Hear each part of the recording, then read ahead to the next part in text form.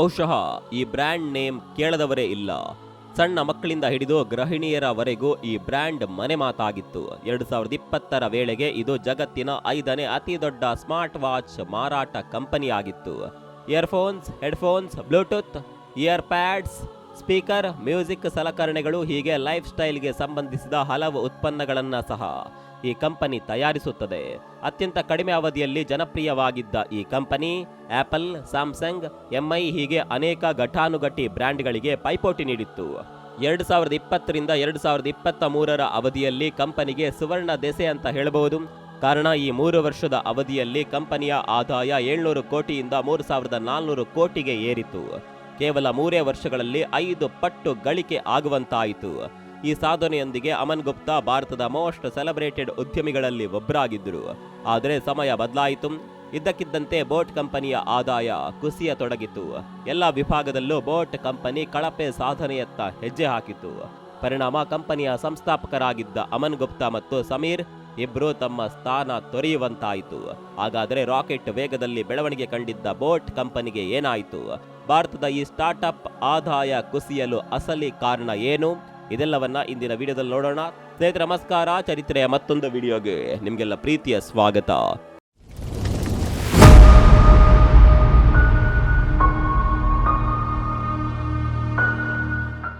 ಸ್ನೇಹಿತರೆ, boat company ಸ್ಥಾಪನೆಯಾಗಿದ್ದು 2014ರಲ್ಲಿ. ಆದರೆ ಅದರ ವ್ಯಾಪಾರ ದಾಖಲೆ ಬರೆದಿದ್ದು 2020ರ ಅವಧಿಯಲ್ಲಿ. ತಮಗೆಲ್ಲ ಗೊತ್ತಿರುವ ಹಾಗೆ 2020ರಲ್ಲಿ ಕೋವಿಡ್-19 ಸಾಂಕ್ರಾಮಿಕ ಇಡೀ ವಿಶ್ವವನ್ನೇ ಬಾಧಿಸಿತ್ತು. ಕೊರೋನಾದಿಂದಾಗಿ ಲಾಕ್ಡೌನ್, ಆರ್ಥಿಕ ಮುಗ್ಗಟ್ಟು ಹೀಗೆ ಹಲವು ಸಂಕಟಗಳು ಒಮ್ಮೆಲೆ ಮುಗಿಬಿದ್ದಿದ್ದವು. ಆದರೆ ಬೋಟ್ ಕಂಪನಿಗೆ ಈ ಅವಧಿಯೇ ಶುಕ್ರ ದೆಸೆಯಾಗಿ ಬದಲಾಗಿತ್ತು. ಲಾಕ್ಡೌನ್ನಿಂದಾಗಿ ಜನರ ಮೊಬೈಲ್ ನೋಡುವ ಅವಧಿ ಮತ್ತಷ್ಟು ವಿಸ್ತಾರವಾಯಿತು. ವರ್ಕ್ ಫ್ರಮ್ ಹೋಮ್ ಪರಿಣಾಮ ಗೆಜೆಟ್ಗಳು, ಅದಕ್ಕೆ ಸಂಬಂಧಿಸಿದ ಸಲಕರಣೆಗಳು ಬಲು ಬೇಗನೆ ಬೇಡಿಕೆ ಪಡೆದುಕೊಂಡವು. ಅದರಲ್ಲೂ ಬೋಟ್ ಹೆಡ್ಫೋನ್ಗಳು, ಇಯರ್ಫೋನ್ಗಳು, ಬ್ಲೂಟೂತ್ಗಳು, ಇಯರ್ಬಡ್ಸ್ಗಳು ಹೀಗೆ ಆಡಿಯೋ ಪ್ರಾಡಕ್ಟ್ಗಳು ಸಾಕಷ್ಟು ಬೇಡಿಕೆ ಏರಿಸಿಕೊಂಡವು. ಈ ಸಾಂಕ್ರಾಮಿಕ ಅವಧಿಯಲ್ಲಿ ಕಂಪನಿ ಉತ್ಪನ್ನಗಳ ಬೇಡಿಕೆ 20% ಏರಿಕೆ ಕಂಡಿತು. ನಿತ್ಯ 15,000 ಬೋಟ್ ಸಲಕರಣೆಗಳು ಮಾರಾಟವಾಗತೊಡಗಿದವು. ಪರಿಚಿತ, ವಿಶ್ವಾಸಾರ್ಹತೆ ಹಾಗೂ ಕೈಗೆಟಕುವ ಆಡಿಯೋ ಬ್ರ್ಯಾಂಡ್ ಆದ್ರಿಂದ ಕಂಪನಿ ಉತ್ಪನ್ನಗಳು ಬಹುದೊಡ್ಡ ಬೇಡಿಕೆ ಪಡೆದುಕೊಂಡವು. ಇನ್ನು 2020ರಲ್ಲಿ ಈ ಕೋವಿಡ್ ಸಾಂಕ್ರಾಮಿಕ ಜನರನ್ನ ಆರೋಗ್ಯದ ಕಡೆ ಹೆಚ್ಚು ಗಮನ ಕೊಡುವಂತೆ ಮಾಡುತ್ತೆ. Pulse rate monitoring, heart beat ನಿಗಾ, ಟೆಂಪರೇಚರ್ ಮಾನಿಟರಿಂಗ್ ಹೀಗೆ ಹಲವು ಆರೋಗ್ಯ ಸಂಬಂಧಿ ವಿಚಾರಗಳು ಬಹಳ ಮಹತ್ವ ಪಡೆದುಕೊಂಡವು. ಹೀಗಾಗಿ ಜನರು ಸ್ಮಾರ್ಟ್ ವಾಚ್ಗಳತ್ತ ಬಲು ಬೇಗನೆ ಆಕರ್ಷಿತರಾಗತೊಡಗಿದ್ರು. ಇದನ್ನ ಗ್ರಹಿಸಿದ ಕಂಪನಿ ಸ್ಮಾರ್ಟ್ ವಾಚ್ಗಳನ್ನ ಮಾರುಕಟ್ಟೆಗೆ ಬಿಡುಗಡೆ ಮಾಡುತ್ತೆ. ಸಂಸ್ಥೆಯ ಈ ನಿರ್ಧಾರ ದೊಡ್ಡ ಮಟ್ಟದಲ್ಲಿ ಆದಾಯಕ್ಕೆ ಕಾರಣವಾಗುತ್ತೆ. ಬೋಟ್ ಸ್ಮಾರ್ಟ್ ವಾಚ್ಗಳು ಬಿಸಿ ದೋಸೆಯಂತೆ ಖಾಲಿಯಾಗತೊಡಗಿದವು. 2 ವರ್ಷಗಳಲ್ಲಿ ಈ ಸ್ಮಾರ್ಟ್ ವಾಚ್ ವಿಭಾಗ ಕಂಪನಿಗೆ ಬರೋಬ್ಬರಿ 900 ಕೋಟಿ ಲಾಭ ತಂದುಕೊಡುತ್ತೆ. ನೋಡುತ್ತಿದ್ದಂತೆ ಕಂಪನಿಯ ಲಕ್ಕೆ ಬದಲಾಯಿತು. 2014ರಿಂದ 2020ರವರೆಗೆ ಕುಂಟುತ್ತಾ ಸಾಗಿದ್ದ ಉದ್ಯಮ ಏಕಾಏಕಿ ರಾಕೆಟ್ ವೇಗದಲ್ಲಿ ಬೆಳೆಯತೊಡಗಿತ್ತು. 2023ರ ಹಣಕಾಸು ವರ್ಷದ ವೇಳೆಗೆ ಕಂಪನಿ ಆದಾಯ 3,376 ಕೋಟಿ ರೂಪಾಯಿಗೆ ಮುಟ್ಟುತ್ತೆ. ಅಂದುಕೊಂಡಂತಕ್ಕಿಂತ ಜಾಸ್ತಿಯೇ ಬೋಟ್ ಕಂಪನಿ ಮಾರುಕಟ್ಟೆಯಲ್ಲಿ ತನ್ನ ಹಿಡಿತ ಸಾಧಿಸುತ್ತೆ. ಇಷ್ಟೊಂದು ಕಡಿಮೆ ಅವಧಿಯಲ್ಲಿ ಕಂಪನಿಯೊಂದು 5 ಪಟ್ಟು ಆದಾಯ ಗಳಿಸೋದು ಇದೆಯಲ್ಲ, ಆ ವಿಷಯದಲ್ಲಿ ಬೋಟ್ ದಾಖಲೆ ಬರೆಯುತ್ತೆ. ಹೀಗೆ ಎಲ್ಲವೂ ಸರಿಯಾಗಿ ನಡೆದಿತ್ತು. ಆದರೆ ಕೋವಿಡ್ ಸಾಂಕ್ರಾಮಿಕ ಸ್ಥಿತಿಯ ಬಳಿಕ ಕಂಪನಿಯ ಸ್ಮಾರ್ಟ್ ವಾಚ್ಗಳ ಬಗ್ಗೆ ಜನರಿಗೆ ಅಂತಹ ಒಳ್ಳೆಯ ಅಭಿಪ್ರಾಯವೇನು ಮೂಡಲಿಲ್ಲ. ಕಾರಣ ಈ ವಾಚ್ಗಳ ಅಂದಾಜು ಬೆಲೆ 2,500ರ ಒಳಗಿತ್ತು. ಇದು ಬಾಕಿ ಕಂಪನಿಗಳ ಸ್ಮಾರ್ಟ್ ವಾಚ್ಗಳಿಗಿಂತಲೂ ಕಡಿಮೆ ಬೆಲೆಯದ್ದಾಗಿತ್ತು. ಜೊತೆಗೆ ಇದು ಆರೋಗ್ಯ ಸಂಬಂಧಿ ರೀಡಿಂಗ್ಗಳನ್ನ ಕರಾರುವಕ್ಕಾಗಿ ನೀಡ್ತಿರಲಿಲ್ಲ. ಇನ್ನು ಇದೇ ವೇಳೆ ಬಹುತೇಕ ಸ್ಮಾರ್ಟ್ ಫೋನ್ಗಳ ಕ್ರೇಜ್ ಮೊದಲಿಗಿಂತಲೂ ಕೊಂಚ ಕಡಿಮೆಯಾಯಿತು. ಪರಿಣಾಮ ಸ್ಮಾರ್ಟ್ ವಾಚ್ ಮಾರುಕಟ್ಟೆ ನಿಧಾನವಾಗಿ ಕುಸಿಯತೊಡಗಿತು. 2024ನೇ ಹಣಕಾಸು ವರ್ಷದಲ್ಲಿ ಸ್ಮಾರ್ಟ್ ವಾಚ್ ಮಾರುಕಟ್ಟೆ ಸುಮಾರು 34% ಕುಸಿತ ದಾಖಲಿಸಿತು. ಅದರಲ್ಲಿ ಬೋಟ್ ಕಂಪನಿಯ ಪಾಲೆ ದೊಡ್ಡದಿತ್ತು. ಹಾಗೆ ನೋಡಿದ್ರೆ ಬೋಟ್ ಕಂಪನಿಯ ಆದಾಯದಲ್ಲಿ ಸ್ಮಾರ್ಟ್ ವಾಚ್ಗಳದ್ದೇ ಸಿಂಹ ಪಾಲಿತ್ತು. ಸುಮಾರು 901 ಕೋಟಿ ಆದಾಯ ನೀಡಿದ್ದ ಈ ವಿಭಾಗ 2025ನೇ ಸಾಲಿನಲ್ಲಿ ಕೇವಲ 330 ಕೋಟಿಗೆ ಇಳಿಯಿತು. ಅಂದರೆ ಒಂದೇ ವರ್ಷದಲ್ಲಿ ಸರಿಸುಮಾರು 63% ಸ್ಮಾರ್ಟ್ ವಾಚ್ಗಳ ಮಾರಾಟ ಕುಸಿತವಾಗಿತ್ತು. ಸ್ನೇಹಿತರೆ, ಬೋಟ್ ಕಂಪನಿಯ ವಾಚ್ಗಳು ಹೀಗೆ ಏಕಾಏಕಿ ಕುಸಿತ ದಾಖಲಿಸಲು ಅನೇಕ ಪ್ರಮುಖ ಕಾರಣಗಳಿದ್ದವು. ತಮಗೆಲ್ಲ ಗೊತ್ತಿರುವ ಹಾಗೆ ಸ್ಮಾರ್ಟ್ ವಾಚ್ಗಳು ಒಂದು ರೀತಿಯಲ್ಲಿ ಸ್ಮಾರ್ಟ್ ಫೋನ್ಗಳಿದ್ದಂತೆ. ಅಲ್ಲಿರುವ ಬಹುತೇಕ ತಂತ್ರಜ್ಞಾನ ಇವುಗಳಲ್ಲಿ ಇರುತ್ತೆ. ಸ್ಮಾರ್ಟ್ ವಾಚ್ ಸೆಗ್ಮೆಂಟ್ ದರ ಸಾಮಾನ್ಯವಾಗಿ 20,000 ಮೇಲೆಯೇ ಇದೆ. ಸ್ಯಾಮ್ಸಂಗ್, ಆಪಲ್, ಎಂಐ ಮುಂತಾದ ಕಂಪನಿಗಳ ವಾಚ್ಗಳು ಈ ದರಕ್ಕೆ ಸೇಲ್ ಆಗುತ್ತವೆ. ಆದರೆ ಬೋಟ್ ಕಂಪನಿಯ ವಾಚ್ಗಳ ದರವೇನು ಕಡಿಮೆ ಇತ್ತು. ಹಾಗೆ ಅವುಗಳ ಗುಣಮಟ್ಟವು ಹೇಳಿಕೊಳ್ಳುವಂತೆ ಇರಲಿಲ್ಲ. ಕಡಿಮೆ ದರ್ಜೆಯ ವಾಚ್ಗಳು ಅವಾಗಿದ್ದವು. ಹೀಗಾಗಿ ಗ್ರಾಹಕರಿಗೆ ಸರಿ ಬರಲಿಲ್ಲ. ಇದು ಬೋಟ್ ವಾಚ್ಗಳು ಬೇಡಿಕೆ ಕಳೆದುಕೊಳ್ಳಲು ಪ್ರಮುಖ ಕಾರಣವಾಗಿತ್ತು. ಇನ್ನು ಬೋಟ್ ಕಂಪನಿ ಆಡಿಯೋ ಸ್ಪೀಕರ್ಗಳ ವಿಭಾಗವು ಗಣನೀಯ ಕುಸಿತಕ್ಕೆ ಸಾಕ್ಷಿಯಾಯಿತು. ಆಡಿಯೋ ಸಲಕರಣೆಗಳ ವಿಭಾಗ ಅತ್ಯಂತ ಆಳವಾಗಿ ನಷ್ಟಕ್ಕೆ ದೂಡಲ್ಪಟ್ಟಿತು. ಆಡಿಯೋ ಬಾರ್ಗಳು, ಇಯರ್ಬಡ್ಸ್ಗಳ ವಲಯವು ಸಾಕಷ್ಟು ಸ್ಪರ್ಧಾತ್ಮಕತೆಯನ್ನ ಎದುರಿಸುವಂತಾಯಿತು. ಬೋಟ್ ಕಂಪನಿ ದೇಶೀಯ ಆಡಿಯೋ ಸಂಸ್ಥೆಯಾದ ನಾಯ್ಸ್ ಹಾಗೂ ಅಂತಾರಾಷ್ಟ್ರೀಯ ಬ್ರ್ಯಾಂಡ್ಗಳಾದ ಒನ್ ಪ್ಲಸ್, ನಥಿಂಗ್, ರಿಯಲ್ಮಿಯಂತಹ ಬ್ರ್ಯಾಂಡ್ಗಳಿಂದ ಈಗಲೂ ತೀವ್ರ ಪೈಪೋಟಿ ಎದುರಿಸ್ತಾ ಇದೆ. ಇದರ ಪರಿಣಾಮ ಕಂಪನಿಯ ಆದಾಯಕ್ಕೆ ಹೊಡೆತ ಬಿದ್ದಿದೆ. ಈಗ ಮೊದಲಿನಂತೆ ಬೋಟ್ ಆಡಿಯೋ ಸಲಕರಣೆಗಳು ಮಾರಾಟವಾಗುತ್ತಿಲ್ಲ.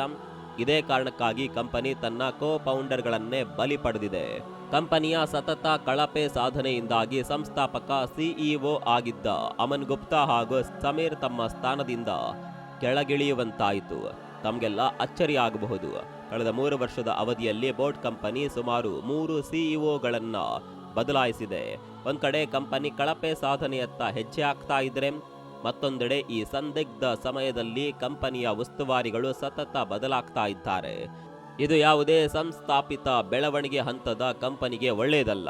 ಆದರೆ ಬೋಟ್ ಅಂತಹ ಸಮಸ್ಯೆಯನ್ನ ಎದುರಿಸ್ತಿದೆ. ಸ್ನೇಹಿತರೆ, ಯಾವುದೇ ಕಂಪನಿ ಸದಾ ತನ್ನ ಮಾರುಕಟ್ಟೆಯನ್ನ ವಿಸ್ತರಿಸಲು ಕುಸಿತ ಹಂತದಿಂದ ಮೇಲೇರಲು ಪ್ರಯತ್ನಿಸುತ್ತದೆ. ಅದರಂತೆ ಬೋಟ್ ಕಂಪನಿ ಕೂಡ ತನ್ನ ಪ್ರಯತ್ನ ಮಾಡ್ತಾ ಇದೆ. ಅದಕ್ಕಿರುವ ಗುರಿ ಅಂದ್ರೆ ಪ್ರೀಮಿಯಂ ಆಡಿಯೋ ಪ್ರಾಡಕ್ಟ್ ವಲಯದಲ್ಲಿ ಎಂಟ್ರಿ ಆಗೋದು. ಹೀಗಾಗಿ ಅದು ಪ್ರೀಮಿಯಂ ಸೆಗ್ಮೆಂಟ್ಗೆ ಬದಲಾಗಲು ಮುಂದಾಗಿದೆ. ಸುಮಾರು 5,000 ಬೆಲೆಯ ಸ್ಮಾರ್ಟ್ ಸೆಗ್ಮೆಂಟ್ಗಳ ಮೇಲೆ ಫೋಕಸ್ ಮಾಡಲು ನಿರ್ಧರಿಸಿದೆ. ಮಾರಾಟ ವೃದ್ಧಿ ಹಾಗೂ ಆದಾಯ ಗಳಿಕೆಯ ನಿರೀಕ್ಷೆ ಈ ನಿರ್ಧಾರದ ಹಿಂದಿದೆ. ಹಾಗಂತ ಮೊದಲಿನಂತೆ ಕಳಪೆ ಗುಣಮಟ್ಟದ ವಸ್ತುಗಳನ್ನು ನೀಡಿದ್ರೆ ಗ್ರಾಹಕರ ವಿಶ್ವಾಸಾರ್ಹತೆ ಕುಸಿಯುವ ಭೀತಿ ಇದೆ. ಹೀಗಾಗಿ ಕಂಪನಿ ಸುಧಾರಿತ ತಂತ್ರಜ್ಞಾನ, ಎಐ ತಂತ್ರಜ್ಞಾನಗಳನ್ನು ತನ್ನ ಸ್ಮಾರ್ಟ್ ವಾಚ್ ಹಾಗೂ ಆಡಿಯೋ ವಿಭಾಗದಲ್ಲಿ ಅಳವಡಿಸಿಕೊಳ್ಳಲು ಮುಂದಾಗಿದೆ. ಆದರೆ ಬೋಟ್ಗೆ ಇದು ಸಾಧ್ಯವಾಗುತ್ತಾ ಅನ್ನೋದು ಸಹ $1 ಮಿಲಿಯನ್ ಪ್ರಶ್ನೆಯಾಗಿದೆ. ಕಾರಣ ಬೋಟ್ ಒಂದು ಸ್ಟಾರ್ಟ್ಅಪ್ ಕಂಪನಿಯಾಗಿದೆ. ಟೆಕ್ ವಲಯದ ದೈತ್ಯ ಕಂಪನಿಗಳಾದ ಆಪಲ್, ಸ್ಯಾಮ್ಸಂಗ್, ಸೋನಿ, JBL ನಂತಹ ದೈತ್ಯ ಸಂಸ್ಥೆಗಳು ಈ ವಿಭಾಗದಲ್ಲಿವೆ. ಇಲ್ಲಿ ನಿಜವಾಗಿಯೂ ಸ್ಪರ್ಧೆ ಎದುರಿಸೋದು ಅಷ್ಟು ಸುಲಭವಲ್ಲ. ಅಲ್ಲದೆ ಬೋಟ್ಗೆ ಈ ಮಾರುಕಟ್ಟೆಯಲ್ಲಿ ಅಂತಹ ದೊಡ್ಡ ಅನುಭವವಿಲ್ಲ. ಹೀಗಾಗಿ ಕೈಗೆಟಕುವ ದರದಲ್ಲಿ ಟ್ರೆಂಡಿಯಾಗಿ ಇರುವ ಐಟಂಗಳನ್ನು ನೀಡೋದು ಹೇಳಿದಷ್ಟು ಸರಳವಲ್ಲ.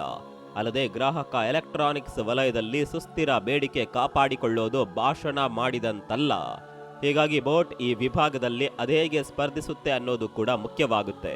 ಸ್ನೇಹಿತರೆ, ಬೋಟ್ ಕಂಪನಿ ಸದ್ಯ ತನ್ನ ಮಾರುಕಟ್ಟೆ ವಿಸ್ತರಿಸಲು ಬಂಡವಾಳದ ಅಗತ್ಯವನ್ನ ಮನಗಂಡಿದೆ. ಈಗಾಗಲೇ ಅದು IPO ಕಂಪನಿ ಆಗಿರೋದ್ರಿಂದ ಬಂಡವಾಳ ಕ್ರೋಢೀಕರಣಕ್ಕಾಗಿ ಷೇರು ವಲಯವನ್ನ ಸೇರಿಕೊಳ್ಳಲು ಪ್ರಯತ್ನಿಸ್ತಾ ಇದೆ. ಆದರೆ ಈಗಿರುವ ಸಮಸ್ಯೆ ಅಂದ್ರೆ ಕಳೆದ 3 ವರ್ಷದ ಅದರ ಹಣಕಾಸಿನ ವಹಿವಾಟು ಅಷ್ಟು ತೃಪ್ತಿಕರವಾಗಿಲ್ಲ. ಈ ಕುರಿತು ಲೆಕ್ಕ ಪರಿಶೋಧಕರು ತಮ್ಮ ವರದಿ ನೀಡಿದ್ದಾರೆ. ಸಾರ್ವಜನಿಕ ಹೂಡಿಕೆದಾರರಿಗೆ ಹೇಳಲು ಇದು ಉತ್ತಮ ಸ್ಥಿತಿಯಲ್ಲ. ಕಂಪನಿ ಆದಾಯವು ಸತತವಾಗಿ ಕುಸಿಯುತ್ತಿರುವ ಸಮಯದಲ್ಲಿ ಅದನ್ನ IPOಗೆ ಶಿಫಾರಸು ಮಾಡೋದು ಈಸಿಯಲ್ಲ. ಅಂತಹ ಇಕ್ಕಟ್ಟಿನ ಸ್ಥಿತಿಯನ್ನ ಬೋಟ್ ಕಂಪನಿ ಎದುರಿಸ್ತಾ ಇದೆ. ಹೀಗಿದ್ದರೂ ಕಂಪನಿಯು 1,500 ರಿಂದ 2,000 ಕೋಟಿ ಮೌಲ್ಯದ IPO ಮೂಲಕ ಷೇರು ಮಾರುಕಟ್ಟೆ ಪ್ರವೇಶಿಸಲು ಸಿದ್ಧತೆ ನಡೆಸ್ತಾ ಇದೆ. ಒಂದು ವೇಳೆ ಇದು ಸಕ್ಸಸ್ ಆದ್ರೆ ಬೋಟ್ ಕಂಪನಿ ಮತ್ತೊಮ್ಮೆ ಮಾರುಕಟ್ಟೆಯಲ್ಲಿ ತನ್ನ ಮ್ಯಾಜಿಕ್ ತೋರಿಸಲಿದೆ. ಇನ್ನು ಈಗಿರುವ ಮಾಹಿತಿಯಂತೆ ಬೋಟ್ ಕಂಪನಿಯು ತನ್ನ ಜಾಹೀರಾತು ವೆಚ್ಚಗಳನ್ನು ಕಡಿತಗೊಳಿಸಿದೆ. ಹಾಗೆ ಸ್ಥಳೀಯ ಉತ್ಪಾದನೆಗೆ ಹೆಚ್ಚಿನ ಒತ್ತು ನೀಡುವ ನೀತಿ ಅನುಸರಿಸ್ತಾ ಇದೆ. ಆ ಮೂಲಕ 2024-25 ಹಣಕಾಸು ವರ್ಷದಲ್ಲಿ ಸುಮಾರು 60 ಕೋಟಿ ನಿವ್ವಳ ಲಾಭ ಗಳಿಸುವಲ್ಲಿ ಕಂಪನಿ ಯಶಸ್ವಿಯಾಗಿದೆ. ಹಿಂದಿನ ಆದಾಯವನ್ನ ಗಮನಿಸಿದ್ರೆ ಇದು ಅಷ್ಟು ದೊಡ್ಡ ಮೊತ್ತವಲ್ಲದಿದ್ದರೂ ಈಗಿರುವ ಸ್ಥಿತಿಯಲ್ಲಿ ಕಂಪನಿ ಉಳಿದುಕೊಳ್ಳಬೇಕಾದ ಅನಿವಾರ್ಯತೆ ಇದೆ. ಹೀಗಾಗಿ ಕಂಪನಿ ವಿಸ್ತರಣೆಗೆ ಹೆಣಗಾಡುತ್ತಿದೆ. ಒಟ್ನಲ್ಲಿ ಆಡಿಯೋ ಹಾಗೂ ಬ್ಲೂಟೂತ್ ಮಾರುಕಟ್ಟೆಯಲ್ಲಿ ಎದುರಾಗ್ತಾ ಇರುವ ತೀವ್ರ ಪೈಪೋಟಿ, ಸ್ಮಾರ್ಟ್ ವಾಚ್ ಮಾರುಕಟ್ಟೆಯಲ್ಲಿ ಆಗ್ತಾ ಇರುವ ಇಳಿಕೆ ಹಾಗೂ ಉತ್ಪಾದನಾ ವೆಚ್ಚಗಳ ಏರಿಕೆ ಕಂಪನಿಯನ್ನ ಹೈರಾಣಾಗಿಸಿದೆ. ಒಂದು ಅಂದಾಜಿನಂತೆ ಉದ್ಯೋಗಿಗಳ ವೆಚ್ಚ ಸುಮಾರು 30% ನಿಂದ 44% ನಷ್ಟು ಏರಿಕೆಯಾಗಿದೆ. ಇದು ಲಾಭದ ಮೇಲೆ ಒತ್ತಡ ಹೇರುತ್ತಿದೆ. ಇನ್ನೊಂದೆಡೆ ಮಾರಾಟವು ಕುಸಿಯುತ್ತಿದೆ.